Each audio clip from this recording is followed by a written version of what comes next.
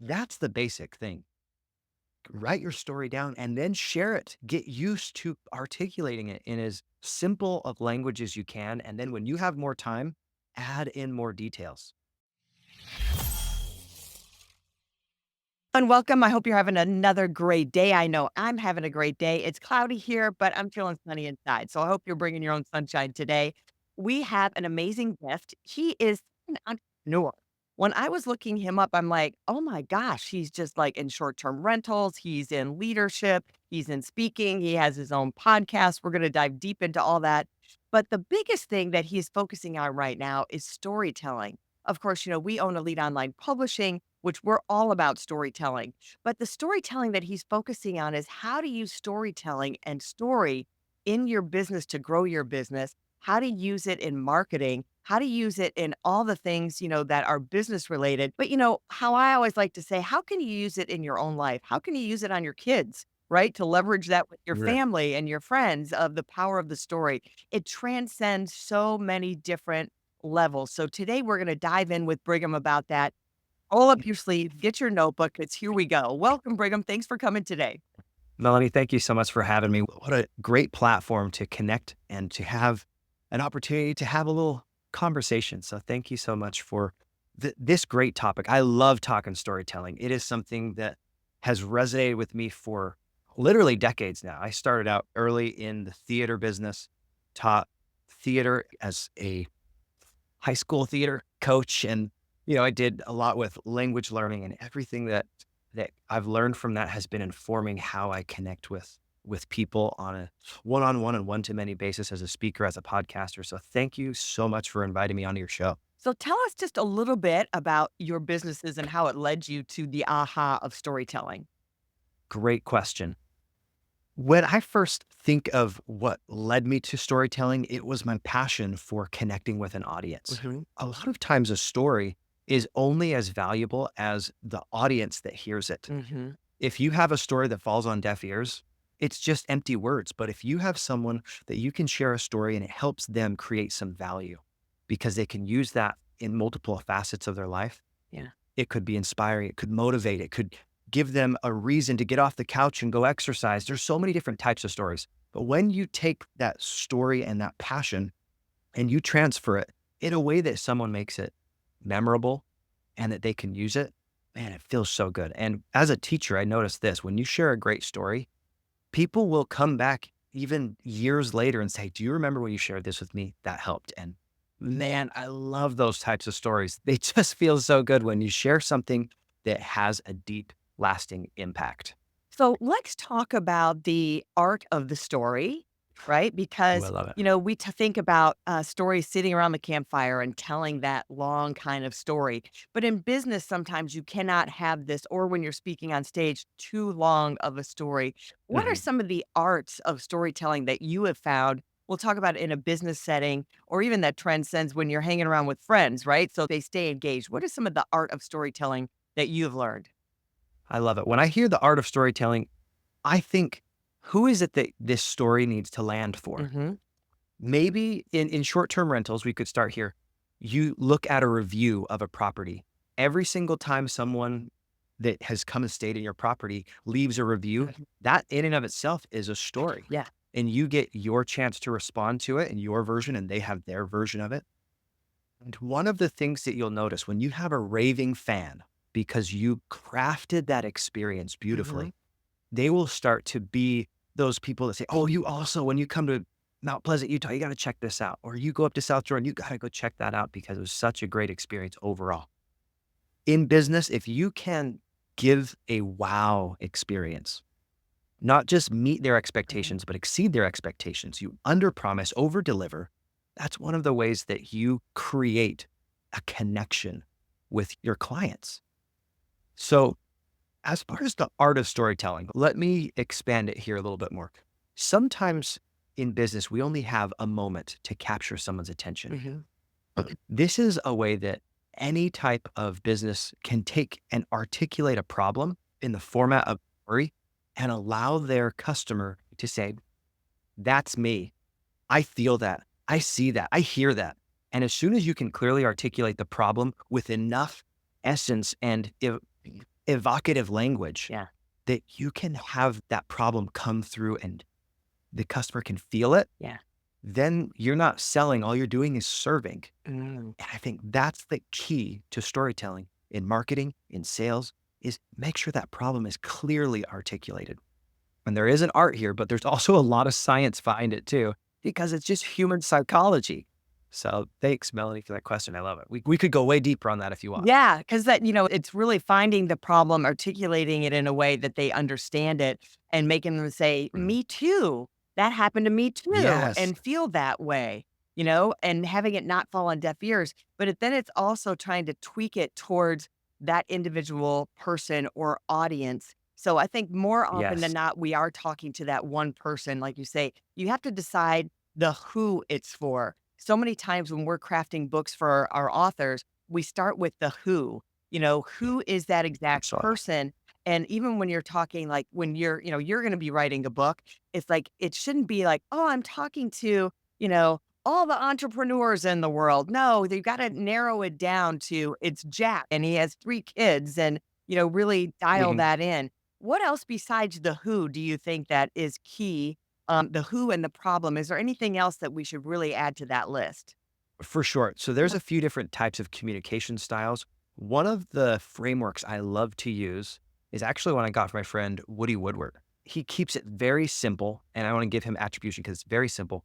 Story, point, solution. It's literally like that. You share your story, and I have lots of frameworks to help you share that story Yep. really effectively. But after you share that story, you want to highlight the point or the connection back to why you're sharing that. Mm, And then as you've articulated that connection, you've really brought up the problem or the challenge that you're solving, then you highlight your solution. So share your story, there's a point to it, and then there's a solution. And I think that mini framework is a great way to ask yourself, is my business and my brand on story? Is it actually something that somebody else can hear, they can see, they can feel, they can touch it, and then they'll be able to relate it? Because I think part of a great story is not only being able to receive it and have it feel good mhm. and have it feel like, man, I'm with you, but they can also relate that story to other people. They can become a champion of your brand. If they don't know who you are, what you do, why you do what you do, it's really difficult for people to articulate why somebody Yeah. else should refer you. And, so many times I've been to conventions and they have this sign up with this tagline, and I go, I don't know what to do. I can't Mm, tell by their literature or what they put up. There's so much minutia in there that I really don't right. know what their product or service is that they're doing. So I think that makes a great point about you have to be so clear when you're telling you what you do. How many stories do you need? Right? You're like, oh my gosh, I got to come up with stories. Like, should I have 10 stories on my website? Should I have 100 stories that I'm posting on social media? Can you say the same story over and over again? How many times can you say it? There's a minister here, Joel Osteen, he's real famous, and Oh, yeah. he tells the story over and over again about how they got the stadium that they're now in. I mean, I would say at least once a month, he's telling that story in his sermon, and you're thinking, "I've heard that story how many times?" But there's new people that come to the audience that haven't heard it, so Mhm. how often can you I mean, does a story get beaten to death and you have to move on? When you think of an origin story, this is the one you're talking about, how he got a stadium, or you think Mhm. about how Russell Brunson got his potato gun. Yes, yep. Every single time you have an origin story, people need to know where you came from. They want to Mhm. know why they should listen. And when they hear your origin story, that's never going to get old for the new person. Maybe someone that's came 100 times to hear you, they needed that reminder of how you came from where you were Mhm. to where you are now. So those never get old for the hearer unless you don't let it live in you and get excited and animated. So here's an example from my life. I was in Les Mis for 7 months performing it as a professional actor. And every single time I got on stage, the audience was different. The people receiving that message, this might have been the very first time they'd ever Mhm. experienced that extremely beautiful play in an intimate setting like Mhm. this. And my friend Daniel Hess, he said this: give a gift to your audience. When you give a gift of your story and you give a gift and you are sincere and you care about them enough to articulate the very best that you can with Every faculty that you have of your being, anytime you can clearly do that, you serve at the highest level, you give a gift to your audience. So instead of worrying, can I actually say this story again? Absolutely. You can say any story, you can repeat it over and over as long as you care enough to make sure this is resonating with your audience. Yeah. Is this a story that needs to be told right now? If it isn't, find the one that does fit your audience. If you tailor the story to the audience and you share the version of that story that gives them the most value, it's amazing how much connection you can create with a great story. Mhm. So I love that. It made me think of like Tony Robbins tells his story Mhm. over and over again about, Thanksgiving dinner and different things about his journey. And he has so much enthusiasm every time he tells it. And another thing holds true. Sometimes you listen to something and when you hear it again, even if you watch a movie, you're like, oh, I don't remember that part. Oh, that seems new to me because I was paying attention to Yeah. something else. You're in a different place in your life that you're hitting something else. So I guess how do you brainstorm? We have AI now, but it's not in Mhm. our heads of saying, okay, Right. I've got to think of these stories. I'm going to use the tools that you gave me, but is there anything I can listen to or do that's going to spark these things to pick the stories that I think are going to resonate and give us like the test and measure? When do we know, hey, this story is definitely working or this story, maybe I need a different story? This is a great question because I've been doing this last 3 months, figuring out where can I find these stories, these significant moments. So the S in my story Mm. framework that I'm writing this book about, the S is significance. Now that doesn't mean significance to anybody else yet. Yeah. It's significant to you, especially when you're crafting your signature speech, Mhm. your origin story, your personal brand. What are those significant moments? Like to Russell Brunson, that was a potato gun moment where he's like, oh, I can put these things out online and people will buy my potato gun series. When you think about what are the things that were extremely significant to you, what were those pillars of your personality, those core memories, if you can use the vernacular from Disney, we don't get canceled. But I love that idea. Those core principles Mhm. that you learned along the way. There are moments in your life, it could be a 30-second experience that had profound impact. Let me share a quick story with you guys, because this is one that happened last year to me that it had a very profound impact, but most people, when they look at this story, they're like, that's just a simple story. Why would that be such an impact on you?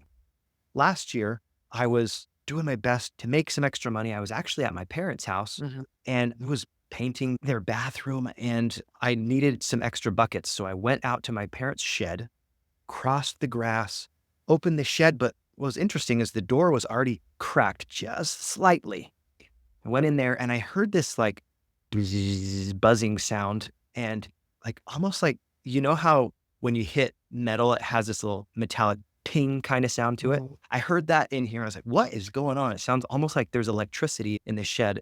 I was like, this feels dangerous. And then I saw in the corner of the shed, there was this little hummingbird that was bouncing off of the ceiling. I was like, whoa, what's going on, man? And he was stuck. So I went and I opened the door and I tried to shoo him out with my hands, and he just was not having any of that. I got a broom and I shooed him a little bit, and he got close, and then he flew back to the corner. It's like, dang it, what can I do? I had a dustpan. I tried to guide him with the dustpan and the broom, but that was to no avail as well. So I saw on the counter there these gloves, those rubber gloves that are Mhm. dipped Yeah. so they don't penetrate. Anyway, I had those gardening gloves on, and I very slowly and cautiously put my hands around this little bird and he went into my hands. He was a little hummingbird and I was looking at him and in the 80s, how they had those flat top hairdos? Yeah. Well, this little bird had been bouncing his head so hard off of the ceiling that he had like these feathers that were flat. I was like, oh, poor little guy. I walk out and I open my hand thinking he's just going to dart off extremely quick. Yeah. But he turned to me and almost like he said, thank you, took a breath or two, and then he flew off. And that little moment made me pause and figure out whose hands do I entrust myself into? Do I have a mentor that I listen to? When I'm stuck, I'm bouncing my head off the ceiling. Who do I trust enough that I could put myself in their capable hands and have the ability that they absolutely could squish me, right? They could destroy me, but trust enough that I fully surrender to what they have for me. And then that little experience took me to the idea of the importance of a mentor, the importance of following great people. And in business, you think about how a story like that applies. When you have a great story and it makes you a better person, you learn something from it. There are those moments where if you don't share it, you have no idea if there's going to be any impact. So to say, hey, what's the key indicators on whether a story is valuable? Share the story and find out. You have no idea if people are going to buy your book unless you create the book and you do some testing. You actually talk with people. I like to use a platform called Toastmasters to test out some of my stories. I like to go on social media. I use podcasting. I interact with people at networking events. And I like to share truncated or short versions of my stories and figure out, is there any way that lands with somebody, or is it something that I need to tweak? And every time that I share those stories, it gives you the opportunity to hit some feedback and, oh, that landed for me, or this landed for me. All those little moments, they build on top of each other. So there are a lot more things I could share as far as standard operating procedures of how to know whether this story is going to land, but that's the basic thing. Write your story down and then share it. Get used to articulating it in as simple of language as you can. And then when you have more time, add in more details. But if you can do it in a 2 or 3 minute version, you can add more details. You can make them feel it, see it, hear it, touch it. And then it makes the story come even more alive. I love that. See it, hear it, and touch it, right? So then you feel like you're there. It's like when you read a fiction novel, you feel like you're in the space. You say, oh, and I could have the smell of popcorn, in the air. And, and they're Yeah. starting to feel that. And now everyone who's listening, I want you to pay attention to the story that he told because he followed the framework that he talked about earlier. He told the story, right, about the bird. And then he told the point of the story of who do I trust? And then he gave the solution. How does that apply to your business? How can you use that for you? So notice he not only taught us, but he gave us a real life example of how that works. So think of that with your stories. Another great way to come up with stories is also to have conversations. I notice like someone puts me on feet to the fire. Hey, Melanie, tell me a story. My son used to do that before he'd go to bed. Mom, tell me a story from your childhood. And I'd be like, okay, it's 10 o'clock. I'm brain dead. Tell me a story. And it was hard. I didn't think of anything. But if somebody is talking about their childhood, about an experience, oh, I remember when we went for the summer and you go, oh, in the summer I did this. All of a sudden it sparks that Yes. idea in your head, right? So if you write those down and journal them down, then you'll start to have a little composite of that. And then you can start using Brigham's framework on that of does it have a point and can you have a solution that goes with it, with seeing, hearing it, and touching it, and making sure you have all those descriptions. So, and I'm going to challenge everybody to do their origin story. I'm going to tell you, I want to go a little bit off topic on one of your things you talk about No worries. uplifting. You do a lot of things in leadership Mhm. and uplifting each other to find God's purpose in your life. Talk to us a little bit about that. I love it. Anytime I produce any content online, I think, is this going to add value and not just to their life, but to their spirituality? Is this going to help them become closer to God and to their purpose? I love one of my favorite books it's called Outwitting the Devil by Sharon Lecter. I just had her on my podcast a couple weeks Oh, ago. Sharon? Yeah. And man, she's phenomenal. She's like 30 plus million books sold. She's a rock star and definitely the GOAT in publishing. So she took this manuscript from Napoleon Hill that was buried for over 70 years and reworked it, put some annotations to it, and brought it to life again. I'm on my second time through it because it was so good. I was like, I need to read this one more time. Every time I hear, hey, get out of the idea of drifting, make sure that you have that purpose that is absolutely clear. If I can help someone live and walk in purpose, on purpose, have that intention behind what they're saying and what they're doing, I have succeeded. And my favorite definition of success is from Napoleon, or not from Napoleon, it is from Earl Nightingale. He said, success is the progressive realization of a worthy ideal. So whatever it is that you feel is your worthy ideal, that that picture perfect vision of what you want to be, who you want to be, why you want to do those things. If you are walking in purpose and moving closer to that, you are a success. Maybe that's a mom that wants to be the very best mother that she can.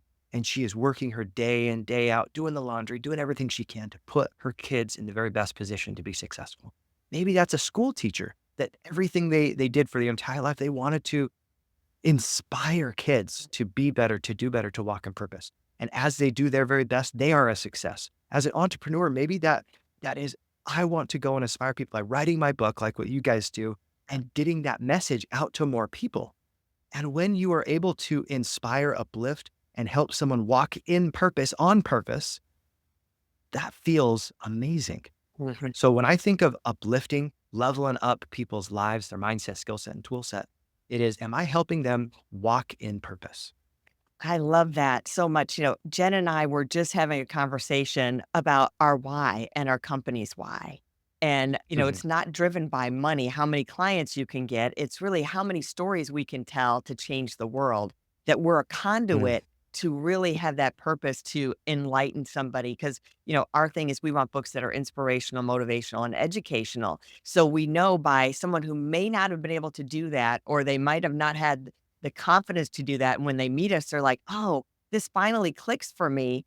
And then I feel like God is working through us to tell their message in a special way. And that's what drives me because my background is in television, right? I own TV stations. Nice. And people always go, how did you end up in publishing?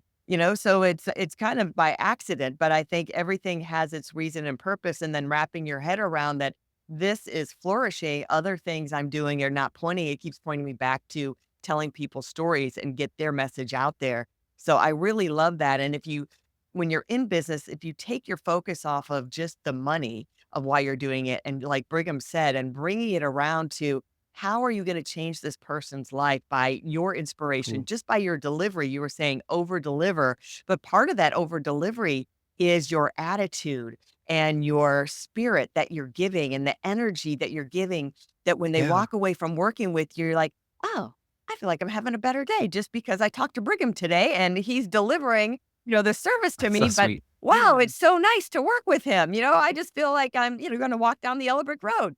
So that's part of that, those little things that you Mhm. can't monetize that you're giving every day, Mhm. I think. Yeah. Beautiful.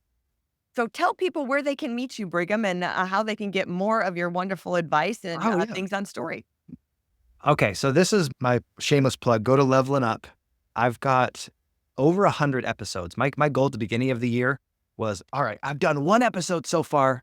How do I get to 100? And how do I make sure that I consistently add value? I set that goal of at least one a week. And Yeah. then for the last 9, 10 months now, I've been not one a week. I've actually been one or more a week, which has been great. Oh, that's great. So go to my Leveling Up podcast. We'll make sure there's an easy link in Yep. the show notes. We'll But do that's that. the easiest way to get to know me. I'm building my speaker website right now called brigham.com. That will be up in probably about a month. If you are looking for my short-term rentals, it's called StayBnB, STAYBNBEE.com. And those are, if you are a corporate housing need, like someone that wants to come into Ephraim, or they are looking for a place in Mount Pleasant, Utah. Those are the two places that I serve, and also in South Jordan, Utah. Very small little areas, but happy to serve anyone that I can in those needs for like an Airbnb style situation. Terrific. So that's where you can come and find me. I love that. I love that. So check him out, everyone. And I hope you got it out. I took like a page of notes here. So I hope you got some notes too. And like we said, rewatch it, listen to it again. You'll get even more content the second time that you hear it. So have a great day, For everybody. If sure. you're looking to write a book and tell your story in a written book and be globally distributed and become a best-selling author, we guarantee that when you work with us. We work with people who have a motivational, inspirational, educational book and are fun to hang around, right? We want to work with people that we like. So reach out to us at eliteonlinepublishing.com. Have a great week, everybody. Be inspired, and we'll see you next time. Thanks, everybody. God bless. Hey, are you looking to increase your revenue, build credibility, and elevate your brand? This podcast is brought to you by Elite Online Publishing, an innovative publishing and full spectrum marketing company. They will publish and market your book to make it a #1 bestseller. Becoming an author is the best way to market your business. So contact them at eliteonlinepublishing.com today. All of their authors become #1 bestsellers.